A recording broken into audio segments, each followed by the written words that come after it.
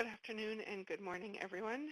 You are here today for an overview of the NCCDH's newest environmental scan, Building a Culture of Equity in Canadian Public Health. Audio today is both by telephone and over your computer speakers. If you're having any technical difficulties, you can follow along with the PDF version of the presentation that was emailed to you this morning and by dialing into the teleconference line. Please put your phone on mute by pressing *6. And we remind you that the webinar and the chat box are being recorded. If at any time during the session you want to share a resource, ask a question, make a comment, please use the chat box. Also here you can introduce yourself, let us know if you're listening with a group and where you're working. And pay attention as the conversation evolves and join in where you can. The National Collaborating Center for Determinants of Health is part of a 6-center organization, the National Collaborating Centers for Public Health. NCCDH is located in Antigonish, Nova Scotia, which is in Mi'kma'ki, the ancestral and unceded territory of the Mi'kmaq people. This territory is covered by the Treaties of Peace and Friendship, which Mi'kmaq and Maliseet peoples first signed with the British Crown in 1725. The focus of the NCCDH is on social conditions that influence health and narrowing the gap between the least and most healthy Canadians. Our audience are Canadian public health organizations and practitioners, and our work explains and shares what's known to help public health positively influence health for everyone through their work. We're going to do a quick poll to see where our participants are joining us from. This is great. A few from the Atlantic provinces, lots from Ontario, one from Northwest Territories, Manitoba, Saskatchewan, BC, Quebec. Wonderful. Thank you, everyone. Today's presenter is Connie Clemente, who is the Scientific Director for the NCCDH. For 40 years, Connie has been involved in public health at the local, regional, and national levels as a frontline practitioner, in management, as a board member, and a community volunteer. She's worked at the NCCDH, Health Nexus, Toronto Public Health, and community-based non-government organizations. Connie has played a key role in initiatives and collaborations in areas such as sexual health, women's health, pesticide use, prostitution, food policy, and chronic disease. Welcome, Connie. Really nice to be doing this with you. So I want to share first up some learning objectives of what we're going to, what I hope you'll gain through the session. We're hoping that you'll by introducing the environmental scan, you'll recognize some of the perceived influences that we defined that result from restructuring, that you'll be able to identify some promising resources and strategies to support the work that you do on health equity within your public health work, and to assess key elements and areas of opportunity for public health work, both within the health sector and across sectors. And so the scan that I'm going to introduce is not, neither of those covers are the scan I'm going to introduce, but both of this scan is really our third scan since 2011. Our scans have aimed to learn about the context for public health work that is undertaken to address determinants and improve equity in terms of population health outcomes. We undertake environmental scans as a resource for the sector and our users, and also to support our own planning. And that's a bit different than those of you who may have charitable backgrounds as well. Charitable organizations usually undertake environmental scans purely for their own planning, and often they're not released. And so these are written with you in mind. The first of the scans, the one on the back right, we were really looking, it was when I came into the center, and we hired a new team, and we were trying to understand the challenge that public health was reporting and trying to integrate determinants work into their practice.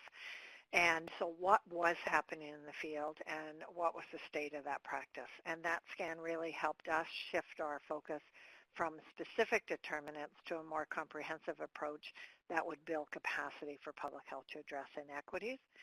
And it also validated the 4 public health roles that you may be familiar with. They've been widely picked up across Canada. Most recently, those roles are very integrated into the heart of the new Ontario Public Health Standard.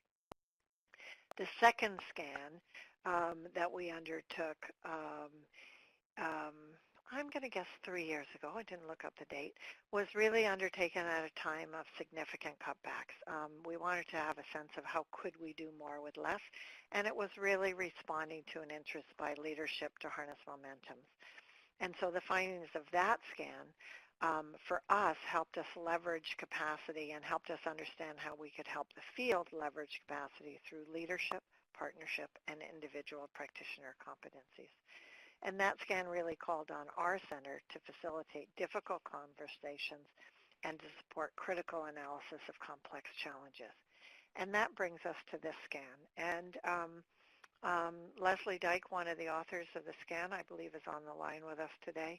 And so I really want to credit her, and we may turn to her in the conversation, although, Leslie, I didn't ask for your permission to do that. But the newest scan really was responding to the context of our public health trying to function in a period of very high health system restructuring and of regionalization. And there was a perception reaching us that public and population health resources and the ability to have impact were being eroded. And so what could we learn about that? And what could we learn about what that implies for the work that we support in terms of equity and determinants?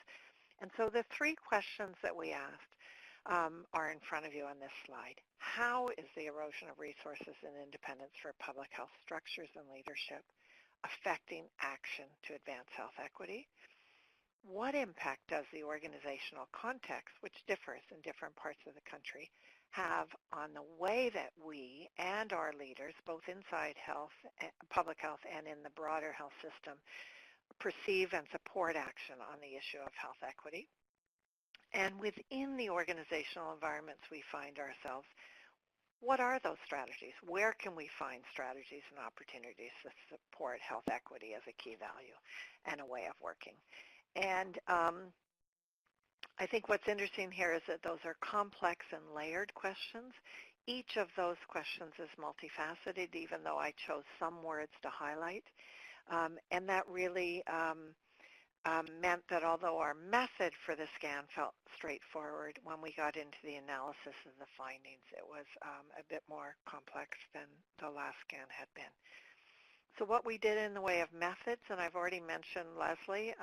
Leslie, the scan was initiated by Ken Hoffman, and as we went further, Leslie joined him as a co-author.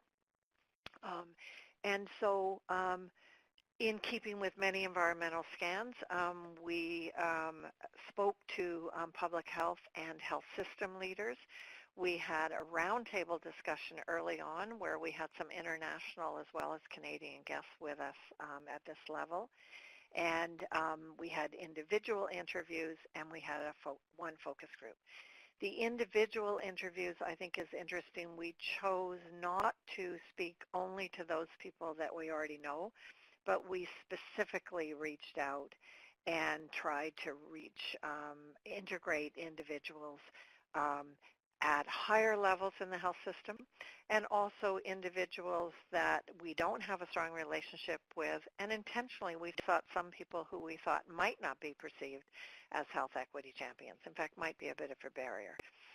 We did some French language interviews because that's always important, and we also did a literature search for us, looking just at the period since the last environmental scan. One of the things that I was thrilled with was that none of the literature almost none of the literature that we found was unknown to our center. I think there were 3 articles that we weren't familiar with, so that was really exciting. And then we had an advisory group. And that advisory group met with us at 3 points to look at the questions and the method at the beginning, to give us some feedback on our preliminary analysis, and then stepping in at the end in terms of really helping to refine and tighten that analysis. So I'm going to take you into the findings, going through each question. So our first question about erosion and independence what we really found was that, yes, very high integration of public health within care systems.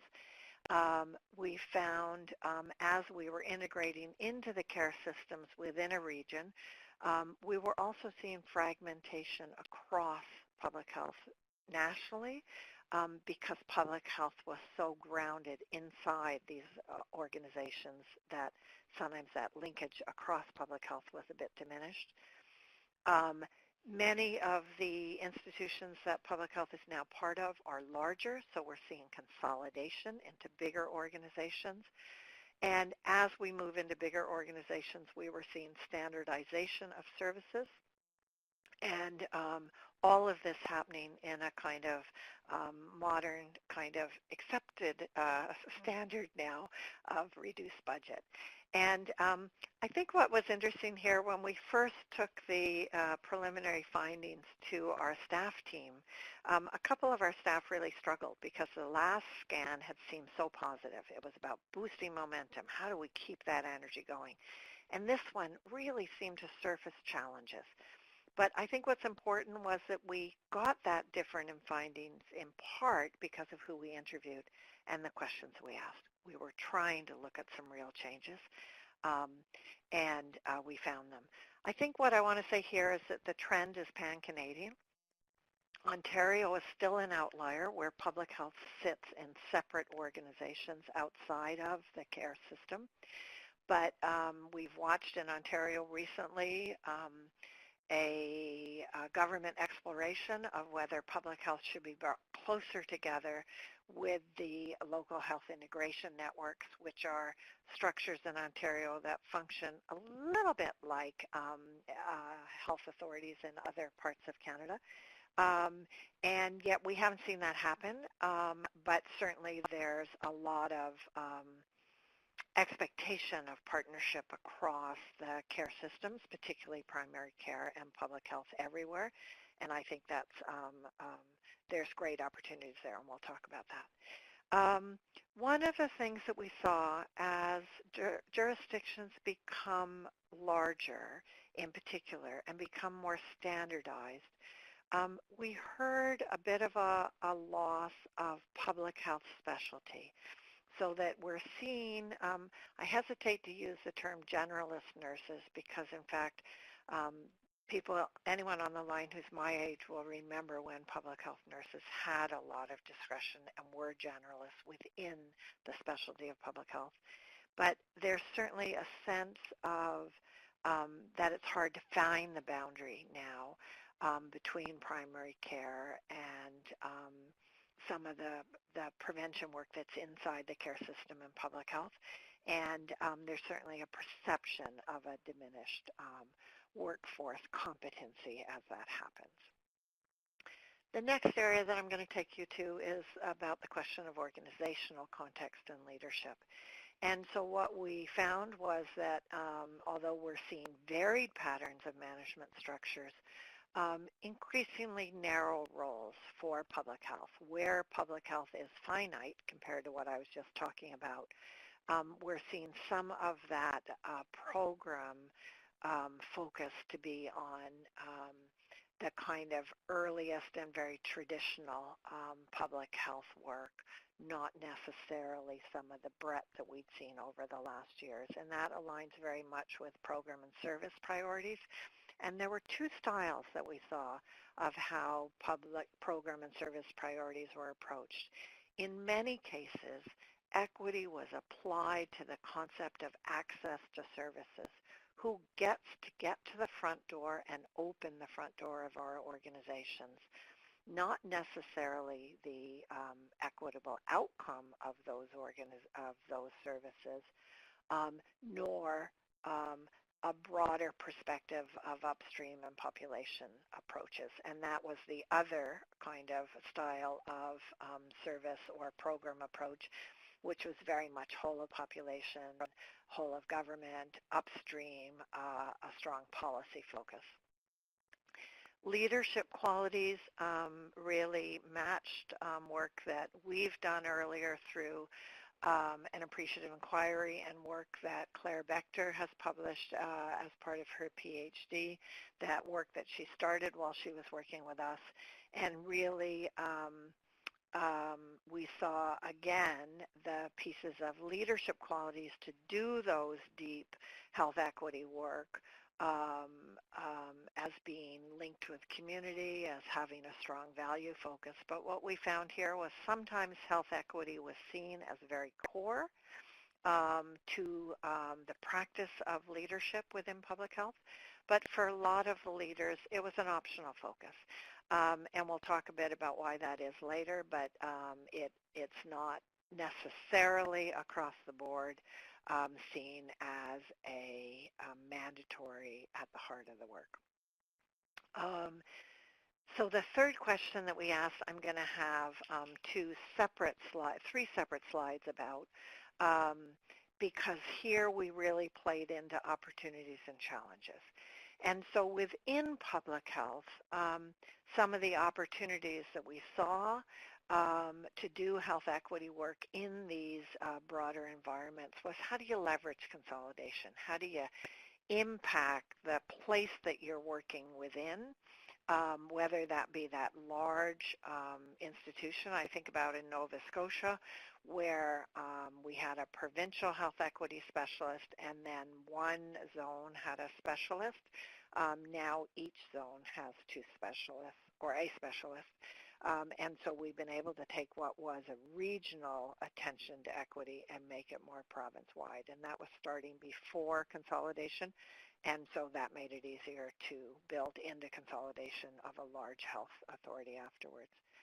How do you integrate equity into the governance structures? And how do you integrate public health into the governance structures? So part of that, I probably have I think my next slide, I'm going to talk about public health being at the senior executive leadership table, but it's also, how do you build that into the strategic plan of the new authority? How do you build that into a standard or a quality piece? So what is the indicator that you're going to use to measure your new the output of a new structure? There was a whole piece of, how do you build into these new structures, learning from across jurisdictions, across teams, but also and zones and all of that, but making sure that you build in space for exchange as you make bigger teams. And then including people with lived experience was something that surfaced here, and I think it's surfaced again in our partnership piece. The challenges of all of this is that we're seeing increased standardization. We're seeing efficiency being rising to higher importance within target setting and the indicators that are being watched. We're seeing diminished support in at least some jurisdictions for system and structural change, so that piece of what you can count as a standardized individual client service becomes a bit easier. Community disconnection, this is something that there have been a couple of articles about. As public health gets ensconced inside the care system, does the relationship with municipality, does the relationship with key NGOs, does the relationship with vibrant communities or a community foundation that might be doing a community status report, does that get more diminished? And we're hearing, at least in some cases, it is. And then that leads us nicely to data. And so how do you, the challenges that where we don't have equity-sensitive data, how do you build that in more tightly and build it into either quality or population kind of findings? Across the health system, huge need to get public health at the senior leadership table, both at the overall health authority or large jurisdictional institution that you have, but also at the zone level or the program level. Using quality improvement, as I was just talking about, is a key piece, either through quality data or other quality aims. And Saskatoon, for instance, has done some nice work where they've been able to integrate some of the equity work inside that kind of piece. And I think Even though we want to see those really big population level changes, we shouldn't risk diminishing the importance of equitable access to care and services. And so at the same time that we're trying to shift what's within the service that primary care is doing, for instance, some of the kind of work out of St. Michael's Hospital in Toronto, where primary care is asking about conditions of daily life so that they can figure out if they can help champion access to a government benefit. But getting to that door is also an important piece that we shouldn't diminish. The challenges are that sometimes within those very large authorities, especially where public health is not at the senior table, there is some diminished discretion or authority, as I mentioned earlier. Inadequate population expertise on the part of the health authority senior leaders, many of whom are clinically trained, may be superbly trained for the background they have, but still not have a deep understanding of population health or system change. And then, as I kind of mentioned in the last slide, that health equity action is really mandatory. Ontario is really an outlier in that and sets a place for us. I think what's important that I want to say before I'm going to do one more slide. Thanks, lost track. So the other set of findings for question 3 really focused on partnering with others. And so don't lose, even as we move into these care structures, don't lose sight of the work that we can do with our NGO partners, particularly in terms of the advocacy and policy influence that's so important to public health equity work. The NGO partners often have much more voice than we may have from inside a large health system organization. And so how do we support partners to do that? How do we do that collaborative thinking with them, even if their voice goes a little more front and center, that kind of leading from the side that public health is often so good at? And then how do we support partners and our own internal colleagues, actually, to communicate determinants and health equity in easy-to-understand ways and in ways that connect to other people's desires and aims, not just in the lingo that we're so comfortable with, so that through that work we can expand the base of partners.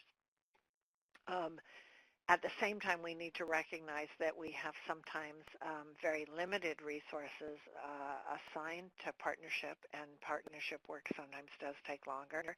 And this particularly may occur where a health authority doesn't have a champion for population health at the top and doesn't understand the impact that intersectoral action can have on population health as opposed to clinical health. Being comfortable, we're often comfortable in diagnosing problems. We're comfortable in describing determinants. Public health, however, often hesitates to be the chief actor, to step out, to be in the front, to be seen as the change maker. And that's often hard to do in the institutions where we're in, where that's not encouraged. And then, as I mentioned in the last slide, that placement inside the health system often constrains the ability to work with municipal organizations and community groups. Before I leave that, though, I think what is fair to say is that public health can and does function in every model.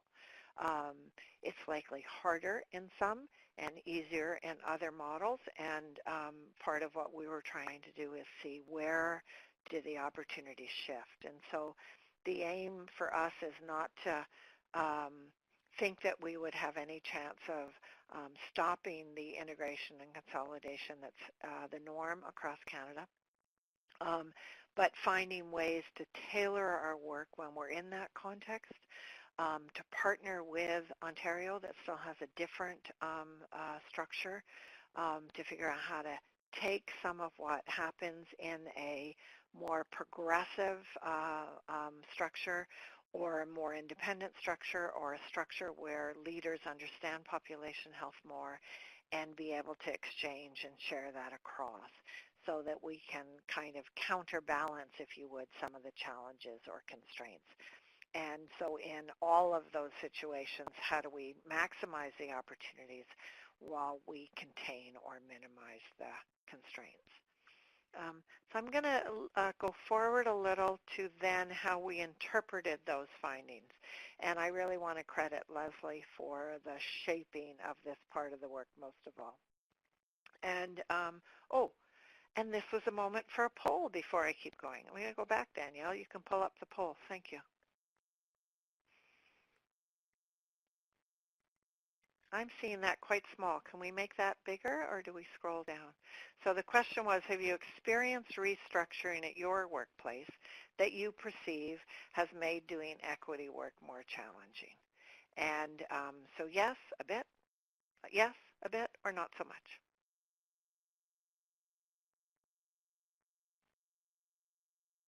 Oh, I like that the not so much and the yes are kind of almost balancing each other.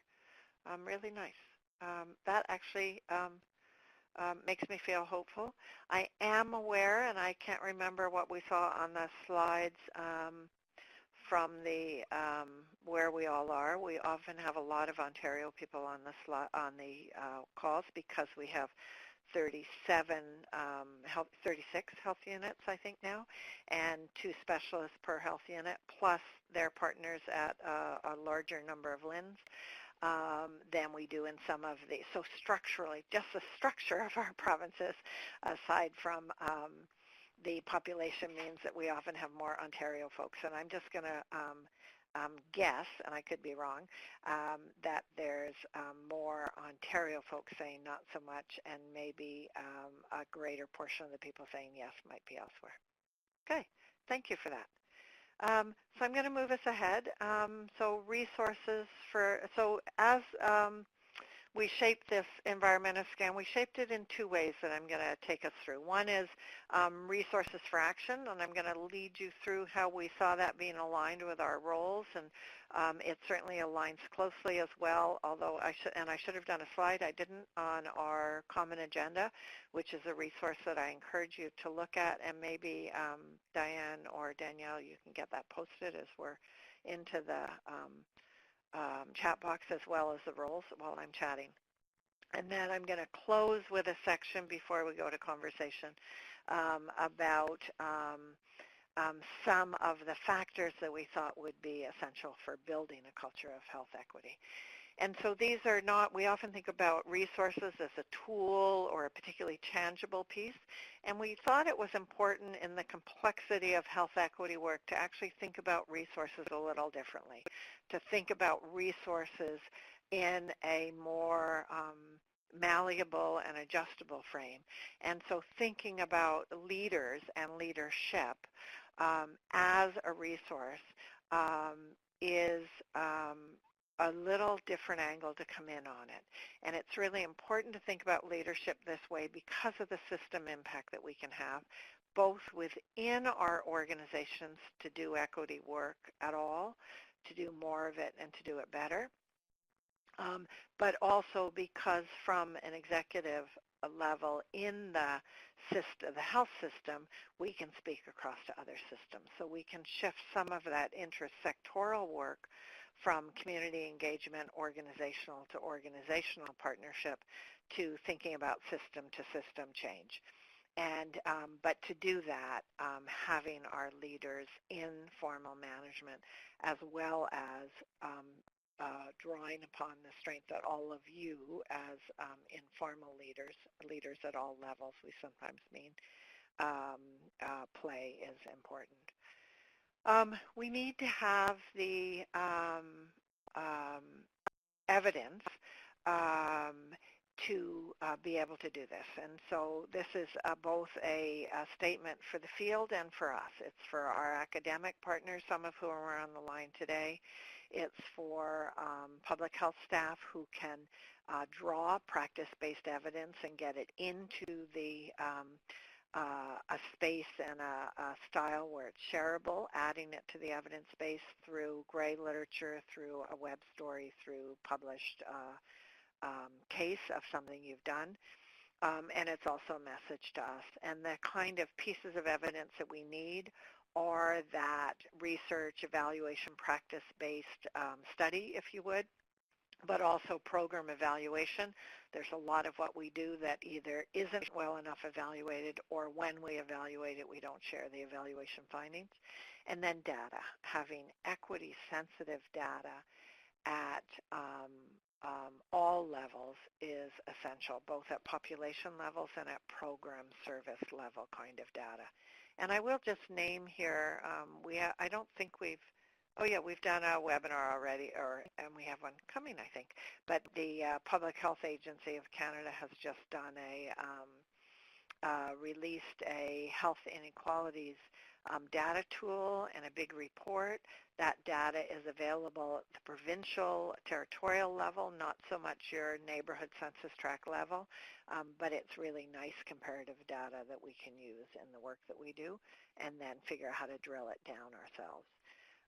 Communication is a resource for action. How do you message so that you're framing determinants as something that's adaptable, something that can be changed, something that must be changed, the importance of the value of doing this work, that we can educate through the way that we talk about equity and determinants, and we can be informing others.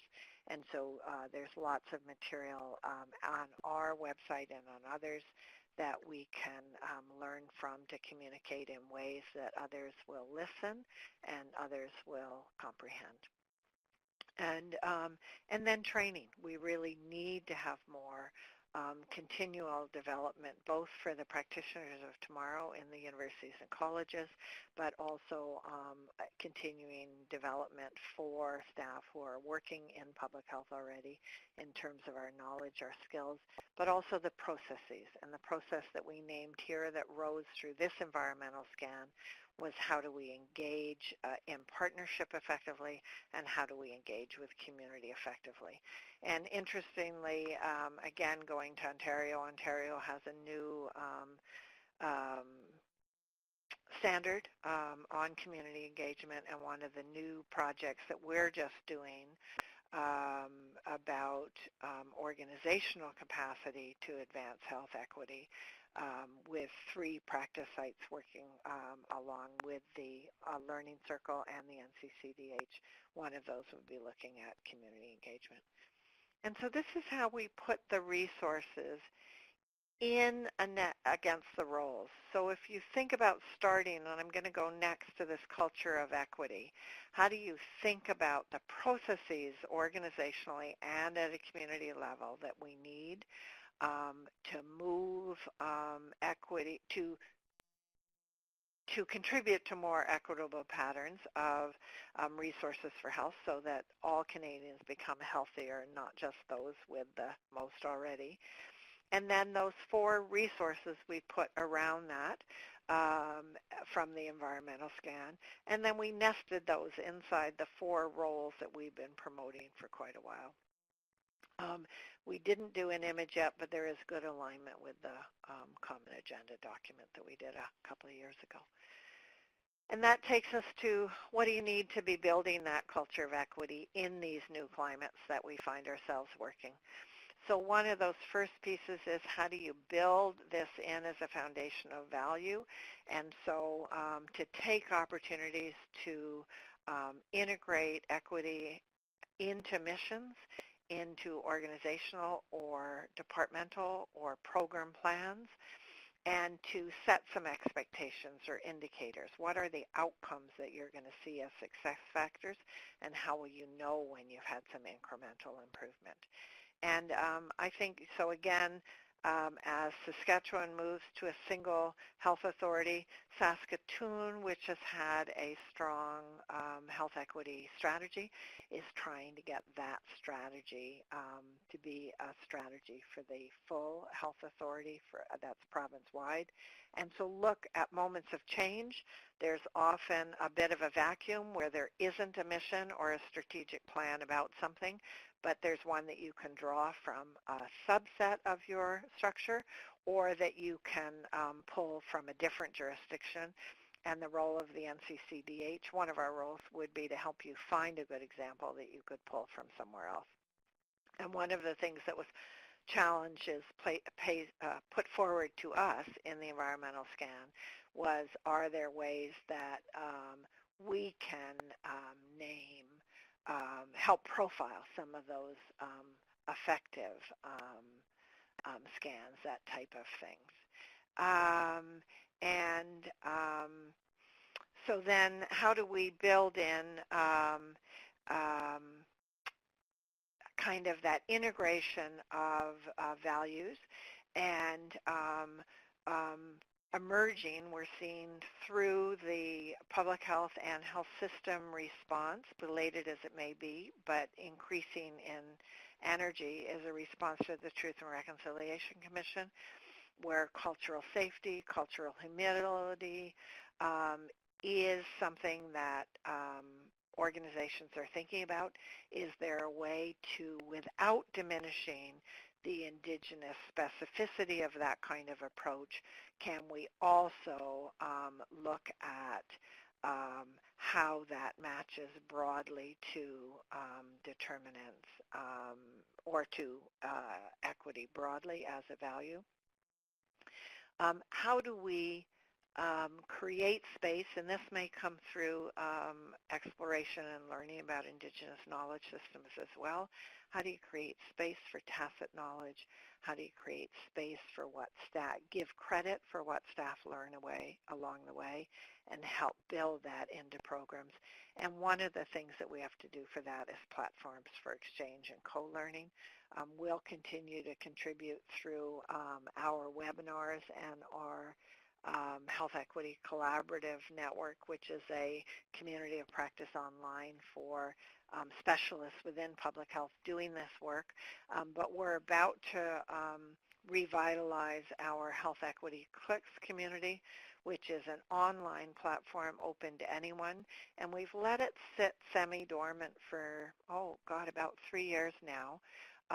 We didn't want to let it go, and we've sometimes used the platform for special smaller projects, but we're at a place right now where we're just about to reinvest in that, and that will be a hopefully marvelous place for exchange where you can post questions and learn back from colleagues in the country.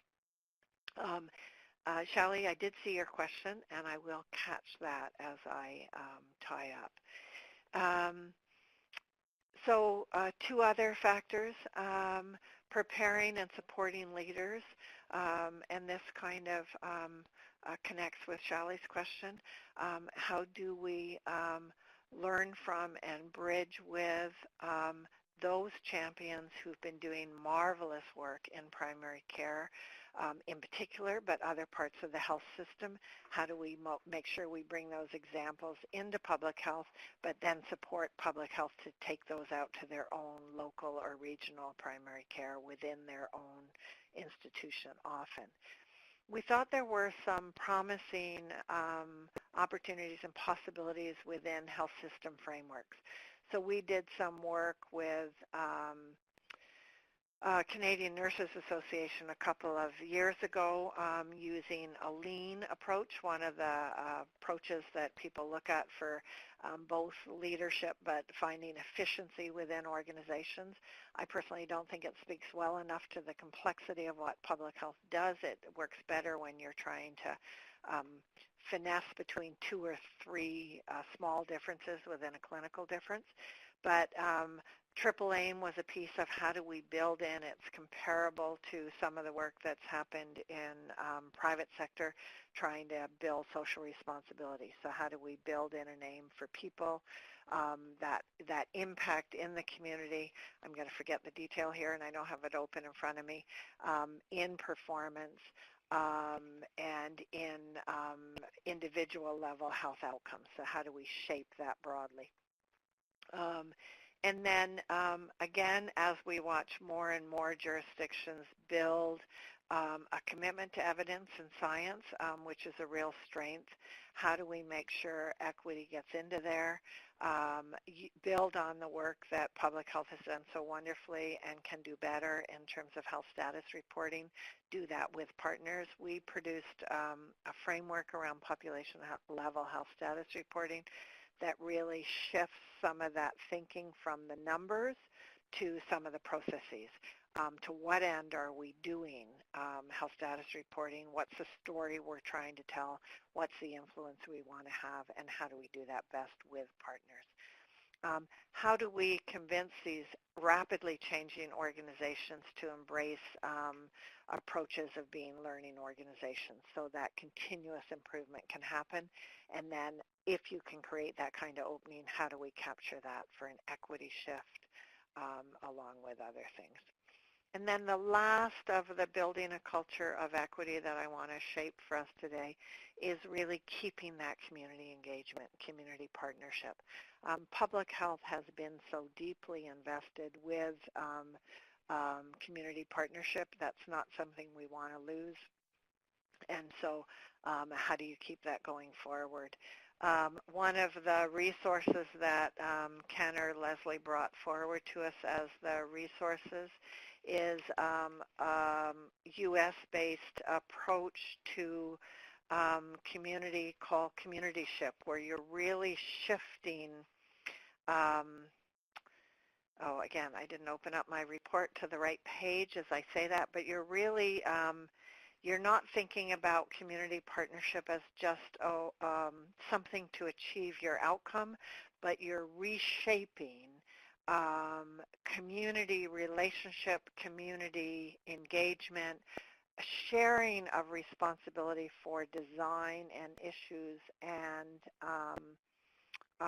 outcomes together with community, so that you're threading that through all of your work. And it's a really nice piece that we have to think about. How do we help take forward? Before I go back to those questions that were already asked, we're going to do one more poll right here, I think. And then, yeah, good. So as you just saw those 5 building of culture pieces, and I know if you haven't seen the environmental scan yet, they're going to be new to you. But which of those would you like to see us doing some further work to support you? And bear in mind there's 5 there. Yep. Well, this is nice. There's a lot more of you who could do a quick vote. So anybody who is able to online, give us a few more of those. Thank you. This will help us with our planning, and I really appreciate it. Wonderful. Thank you, Danielle. So I'm going to go back to those questions already typed, and I may have to, Leslie, we may ask you to come in with me, and Danielle, can Leslie unmute herself? I think. We'll find out as you do. So my sense, and I skimmed the scan again the other day, I read it deeply multiple times a little while ago, I don't remember looking for examples aimed at increasing the number of people from diverse backgrounds and less privileged backgrounds into leadership. It is something that we've actually talked about with, we did a leaders forum a couple of years ago with the chief MOHs from all the provinces and territories, and it's something we talked about with them there. It's something that I've talked recently about with CPHA as our national association.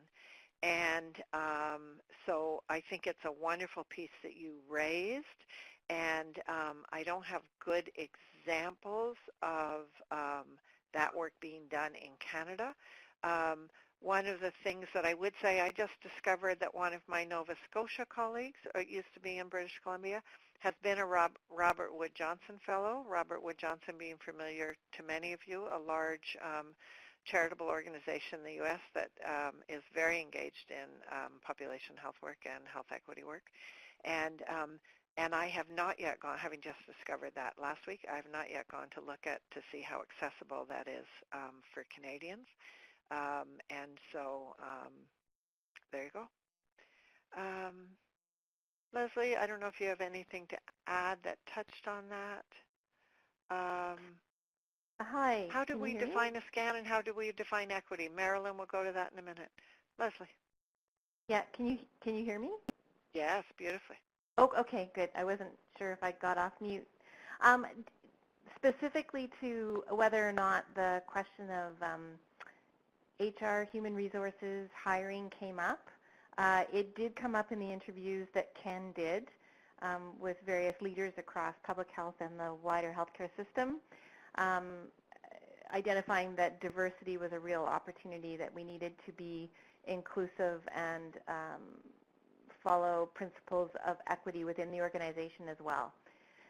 But Shally, your question around did any examples or successful programs and initiatives come up, that was not the focus of the interviews. It was identified mostly as an opportunity. So if anyone is a researcher out there or has a particular interest in this, I think it is absolutely an excellent direction to go to learn more about this.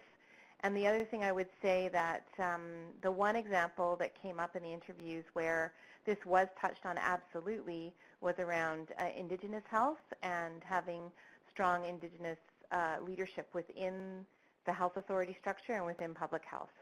So I would say that the examples that came up as part of this data collection tended to focus primarily on that, although there was acknowledgement that other diversity kinds of questions for staff within the health structure would be important. So. I'm going to go to Marilyn's question, and we'll keep watching the chat. So if you have a question or a comment, and we may be able to back up to, I think there were a couple of earlier comments more.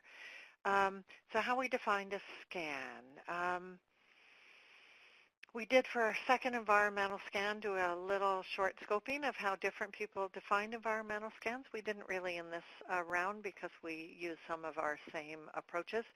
An environmental scan is a methodology that's widely used in the charitable sector to get a sense of the context within which you're working, to understand opportunities and to understand constraints.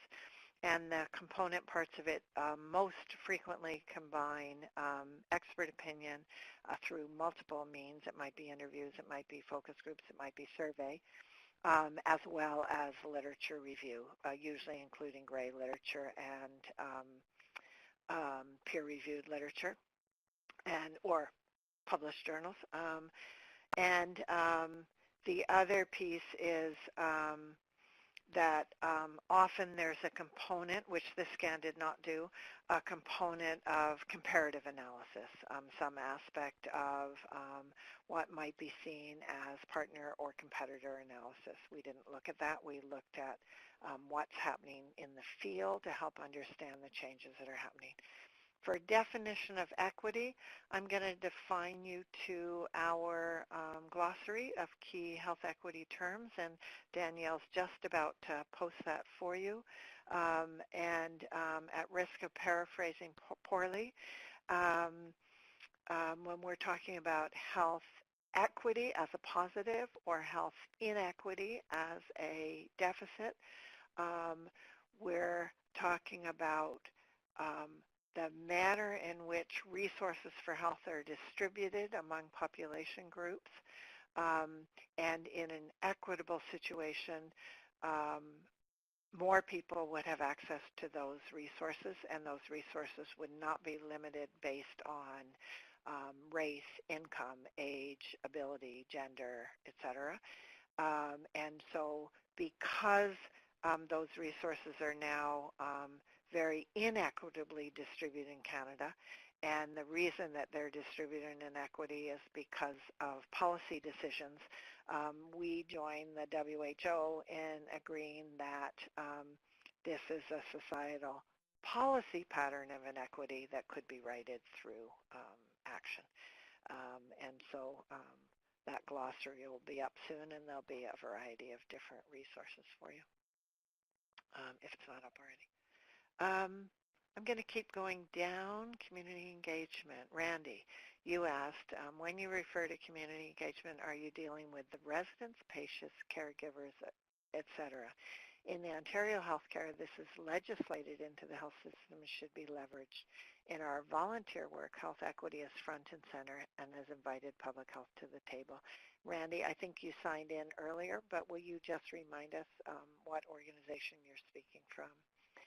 And so in Ontario, in the Ontario standard, yes, there is a new standard for public health about community and user engagement. And to that grouping of residents, patients, and caregivers, I would add organizational engagement, not just individuals, but how do you engage with groups of people, with more formal organizations in which people take part, and as well as with people individually. So yes, and we've done, again, I'm going to go back to our resource library. You'll find if you go into our resource library some resources about community engagement and approaches of working with community in positive ways. One of those important ways that we named in our scan is how do you find mechanisms to create space so that people bring their own voice to the table, not just being interpreted by the health expert, and particularly for people who may have faced disadvantage and often don't get to the table. Just looking to see if there are more questions. And Diane has also just added to, did I miss a question from Jessica? Jessica, what types of resources or learning methods did you find? Okay. So the environmental scan won't go deeply into methods for teaching to organizations, and I'm taking your question, Jessica, at an organizational level, I think. And so I will take a minute right now. So the resource library has a whole number of resources for communicating determinants of health to be able to strengthen partnership and find common interests. And but at the same time, at an organizational level, there's a lot of literature on organizational change and a lot of literature on organizational capacity, less on how do you educate leaders in a way to shift the organization. But I'm going to take a minute to just talk about our major project this year and next year. We've initiated, which I mentioned in passing, you will find on our website a summary document about organizational capacity initiative that we've just started, and maybe one of our staff can get that up. And that's available in English and French as per any resource we're listing in English. It's also there in French. And so we have created an international learning circle of a mix of practitioner leaders and academic researchers who have an interest in health equity at the organizational change space. And we have an advisory group that's got somebody who leads one of the nonprofit business school programs, individuals who have worked in multiple types of organizations with an interest in organizational change, and public health leaders. And what we added to that learning circle, and we're using a model not dissimilar to what we used when we put a multi-month, multifaceted approach together to look at how do you do population health status reporting with an equity lens, and to do that well in that regard. And in this case, we've chosen 3 practice sites. We had 38 inquiries, 18 applications from across the country. We picked 3 organizations to help work with this learning circle and apply a organizationally specific project in order to be able to identify through this collaborative learning process and really kind of participatory research project, if you would, what are some of the frameworks, models, tools, methods to shift organizational capacity so that organizations are both more likely to and better prepared and more effective at doing equity work. So that's kind of exciting. And we are just trying to confirm that we actually have the resources from our end to support producing something at regular intervals. We're actually still assessing whether we'll do short resources and have a kind of follow-on group that you would get notified if we had them, or if we'll do a series of webinars along the way.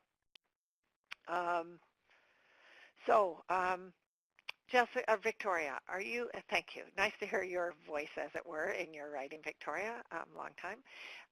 Would you, I can answer that only with a personal opinion. And so I will share a personal opinion. We, as an NCCDH, have not done thorough enough research to have a organizational statement on the pros and cons of integrating Ontario health units with local health integration networks, although the scan speaks to the challenges that are different and exacerbated when you're inside the health system more formally than public health is now, particularly if you're working at provincial levels. I think it's interesting to note that England, a year plus ago, took public health out of the care system and put them with local authorities being our equivalent to municipalities. There has not, I went looking recently to see if there was a good published evaluation of the impact of that work, and I didn't find it yet, although I've reached out to a colleague in England to see if there's some underway that's not yet published. But the intention of doing that was that public health is more likely to be midstream and downstream. Public health is more likely to be focused on individual service and programs to influence individual behavior and practices if they're inside the care system, because that's what the care system does superbly at every level. For public health to be the population and community health change agent, which I personally believe it must be, and through the equity work that NCCDH encourages, we would say is required, public health retains or gains advantages when they're closer to municipalities and NGOs. And so in Ontario, where you still have a fairly diverse modeling, I would leave public health outside of the LHINs, and I would, from a personal perspective, would argue for that forcibly. I think what public health does need to do in Ontario is partner much better with community health centers and other primary care,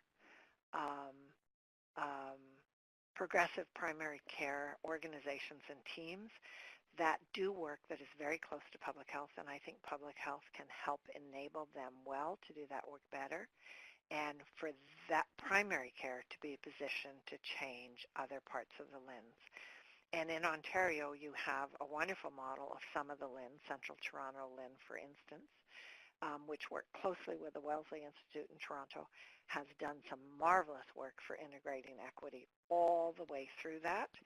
And so how do you take that across to the other LHINs, and can public health use a voice to help that happen? In the rest of Canada, public health has an opportunity that is diminished in Ontario to be that voice in the care system, to take equity through every stage. And I think about work that, and you can do either from either position, and that's what I paused in the middle at the end of my findings. It's just that you have to do that work differently in either setting. When I was at Toronto Public Health, and I am very biased because I spent most of my career at Toronto Public Health, I think it's very important for me to name that that's where my frontline public health experience came from, in a climate where I was part of a municipality. Not all of Ontario has that structure, but in Ontario at the front line, when I found myself in my first district as a community worker and family planning worker, I said, there's no intersectoral network here. Nobody talks to each other. And public health said, go talk to the local planner. And together, the local planner and I formed an interagency network. So it was easy to do. When I moved to the middle management level, I could sit down with a policy director at Fire and say, you guys are often the first ones in the door. How do you become eyes for public health to help us figure out which individual residents need that kind of attention to? When I moved into senior management as the director of policy, I could co-chair a committee with Parks about pesticide use in Toronto and move us to a situation where pesticides are no longer used in Toronto except for minute reasons. I could invite from public health, justice, police, community services, and activist prostitutes to the table for a roundtable on prostitution. And make those changes. You can do that from either place. You just need different leaders in different places to help you do that. And what you're going to be responding to, picking up on Randy, what's going to become the priority for public health, which of those things that you want to change to help shift towards better patterns of equity. A lot of that will be based on what are the needs that communities identify, individuals identify, and community groups, but also what are the assets that that community has, and how do you build on the strengths and assets of each community to find those opportunities for change. Leslie, do you want to, while other people are typing, Leslie, do you want to add anything else that came to the fore for you as you were helping us to really deepen the analysis and do the final writing of the scan? Yeah, I guess what I would add, and thanks for all those great questions today from folks, that one of the, so we ended up with 5 action areas that we felt were emerging from the interviews that we did. And I think it's interesting to note that the idea of public health leaders and supporting public health leaders to advocate for health equity across the health system, so that internal piece, it was important. We heard voices talking about that, but in a separate way from supporting the values reflection process for leaders. So I think that is in some ways a new, I guess, well, maybe newly articulated way to think about how we can support capacity building to take action to improve health equity, that we need to tease apart a little bit the role, which is potentially advocacy, with the idea that we're actually changing individual people. I think that's not unlike how we need to tackle, for example, issues of racism, where people need to shift and change as individuals and go through that self-reflection process, but then we need to address structural issues. So that was one of the things that came out of this conversation that I think, and I'm hoping we captured well in the 5 action areas, so to pull apart the certainly the foundational values, health equity, and then this idea of a values reflection process for leaders and building that in, which I think also gets at some of the HR questions that have been asked so far. Not only do you need to hire diversity, but you need to support that values reflection process for leaders, that public health needs to advocate from within the health system as well as externally, which is, I think, where some of that grounded community engagement is critical. And then this idea of evidence base, and that evidence base continues to weave through. Yeah, so those are some of the things that I certainly took away from the data and the conversations that we had, which I'm hoping will help people think about where they could potentially act within the roles, within public health roles, and integrate what we described as those resources for action. So if we want to do some excellent work in supporting, let's say, a values reflection process for leaders in our organization, that we need to think about leadership, evidence, communication, and training, and develop our resources for action that focus on all four of those in order to, advance that particular piece. So, yeah, I guess that would be my top of mind reflection. Thank you. That was great. That deepened what I said very nicely. Thank you. Karen just asked us a question about language. The whole challenge of speaking about health equity or social determinants of health when we're speaking to non-health organizations. And so, again, I sound like a broken record. I'm going to encourage you to go to our website.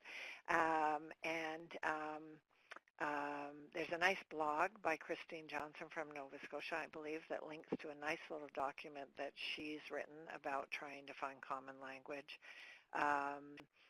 The Robert Wood Johnson's Foundation in the U.S. did some really nice work on how to really speak so others will listen. Their work, it was very focused on Democrat and Republican kind of worldviews, but understanding the basis of that work is still very useful. And then the Canadian Council for Social Determinants of Health, which is an advisory group hosted by the Public Health Agency of Canada, did a document talking about the Robert Wood Johnson's language framework and how to communicate in a Canadian context. And then our center did a piece about what happens if you apply that to the issue of income and income equity, and how do you talk about that. I think language shifts all the time, and my advice as someone who's been doing this work for a long time is speak whatever language it makes sense to the people you're talking to. So I could have a nice conversation with Peter MacKay, who was our member of parliament for a while, about fairness and how all Canadians move forward, the health for all Canadians. I didn't have to talk about equity for health. And when I'm talking to, I helped almost form a group years ago with social policy experts and public health and population health equity experts, and we were going to call it social equity. We were going to drop the whole term health. In the 1980s, there was a lot of favor for well-being. By the 1990s, well-being and wellness were seen as so soft, they didn't have much credence to them. They're coming back into the fore now because of attention to Indigenous issues. So really, if housing is talking about quality housing and fair access to housing, talk about it. If transportation's talking about everybody in a town being able to use active transportation or transportation that doesn't risk pollution at an individual level or climate level, talk about that and bring in that question of how does everyone get fair access. Fair is a word that I think works really well.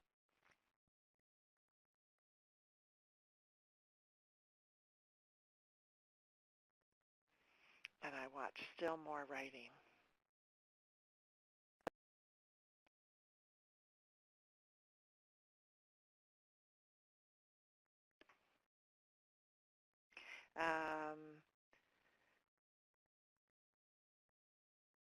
I am curious to know, I don't want to suggest that we all unmute or we'll have a lot of noise, but I am interested in knowing, thanks Randy, age-friendly is great. Approach equity around age, huge issues in age-friendly. Huge equity way to find a connection and disability. Mental health is really, as mental health, the work of the Commission, the work of many organizations trying to move forward, recognizing an increase both for isolated elderly, but also for youth, increasing perception of increasing anxiety, depression, suicide risk. Those patterns don't play out across the whole population in an even way. They play out in very inequitable patterns. So lots of room to name that. Anything else? If there's anything that someone wants to say, something that resonated with you that you can pick up and apply. One of the challenges with doing environmental scans is that they're often high level. They're not as drilled down as some of our very specific pieces. And but I do encourage you, if you haven't read it yet, to um, jump in. There is a executive summary, I think we called it, but there's also that section of the primary actions that you can take, and then there's the final section is really, what are some of those potential next steps. There have been some opportunities identified for us, each of which I take as a challenge for us to figure out how do we respond to that opportunity. And so there is deeper info in each of those 5 action areas for you to find and look at.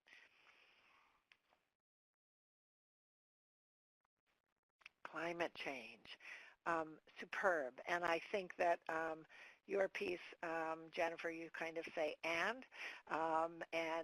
so climate change intersecting with health inequities is both are 2 of the greatest challenges, and yes, one of the greatest challenges when you mush them together. I think a couple of things. We as Public Health in Canada and we as our center, where I'm the director, have not done well enough yet at looking at bringing our inequities work and our championing for equities into climate change. I think for everyone it feels big, and I think there are places, some very concrete places to start. One of the places to start is using the Social Development Goals for Canada. And Canada has made a commitment that is different. When we had the Millennium Goals from the UN, Canada really saw the Millennium Goals as something that would influence our international development work, but not Canada. And in this round, Canada is very committed to figuring out our own achievement of social development goals, recognizing that in our Indigenous populations, there's huge inequities in opportunities in resource acquisition and in outcomes, but that we have lots of other pockets of inequities as well from all of the determinants of health. And I think what is useful to note is that there was just a government assessment. Someone told me it was the Attorney General, but the report that I found appeared to be something different. But there was a report tabled at the end of April that found that Canada was behind already in action to support the social development goals domestically.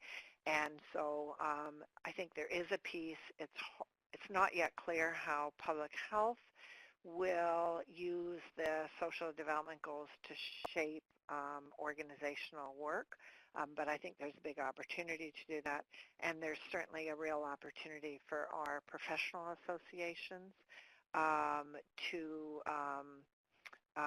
shift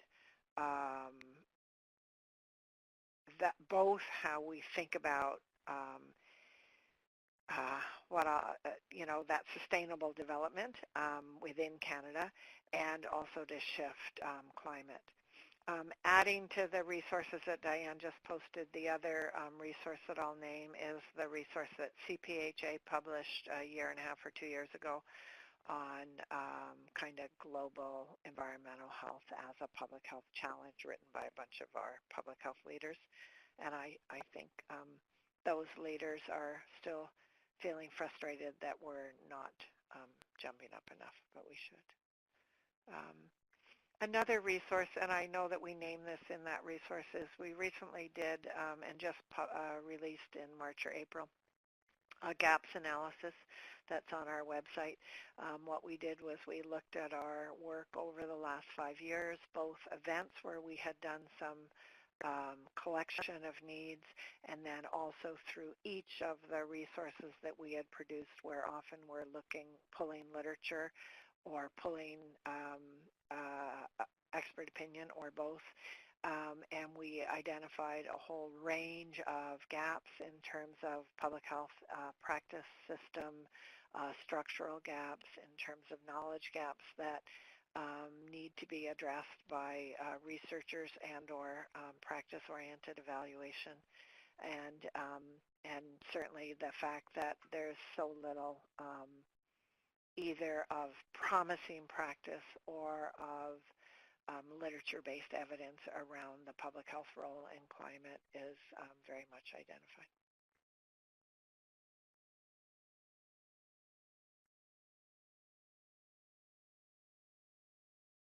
That's great, Connie. Thank you.